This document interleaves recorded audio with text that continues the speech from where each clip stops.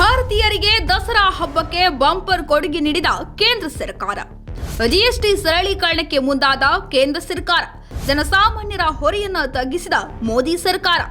GST ದರ 4 ಸ್ಲ್ಯಾಬ್ನಿಂದ 3ಕ್ಕೆ ಇಳಿಕೆ. ಹಿಂದೆ ಜಾರಿಯಲ್ಲಿದ್ದ 12% ಮತ್ತು 28%ವನ್ನು ಸಂಪೂರ್ಣವಾಗಿ ತೆಗೆದುಹಾಕಿ 40% ದರ ಹೊಸದಾಗಿ ಸೇರ್ಪಡೆ. ಯಾವೆಲ್ಲ ವಸ್ತುಗಳು ಅಗ್ಗ, ಯಾವುದು ವಸ್ತುಗಳು ತುಟ್ಟಿ, ಈ ಬಗ್ಗೆ ವಿವರವಾಗಿ ತಿಳಿಯೋಣ ನಮ್ಮ ರಿತಮ್ ಕನ್ನಡದಲ್ಲಿ.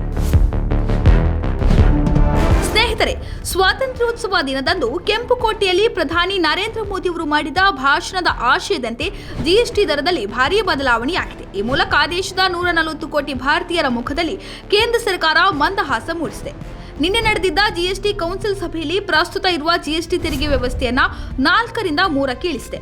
ಅದರಲ್ಲೂ 2 ಜಿಎಸ್ಟಿ ದರವನ್ನು ಸಂಪೂರ್ಣವಾಗಿ ಸ್ಕ್ರ್ಯಾಪ್ ಮಾಡಿ ಹೊಸ ದರವನ್ನು ಸೇರಿಸಿದೆ. ಈ ಮೂಲಕ ಪ್ರಸಕ್ತ ವರ್ಷದಲ್ಲಿ ಕೇಂದ್ರ ಸರ್ಕಾರವು 2ನೇ ಬಾರಿ ಬಹುದೊಡ್ಡ ತೆರಿಗೆ ಸುಧಾರಣೆಯನ್ನ ಮಾಡಿದಂತಾಗಿದೆ.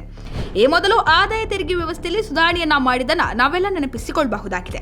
ಈ ಹೊಸ ಜಿಎಸ್ಟಿ ತೆರಿಗೆ ಪದ್ಧತಿ ಸೆಪ್ಟೆಂಬರ್ 22ರಿಂದ ಜಾರಿಗೆ ಬರಲಿದೆ. ಅಂದ್ರೆ ದಸರಾ ಹಬ್ಬಕ್ಕೆ ಕೇಂದ್ರ ಸರ್ಕಾರ ಬಂಪರ್ ಕೊಡುಗೆಯನ್ನೇ ನೀಡಿದೆ.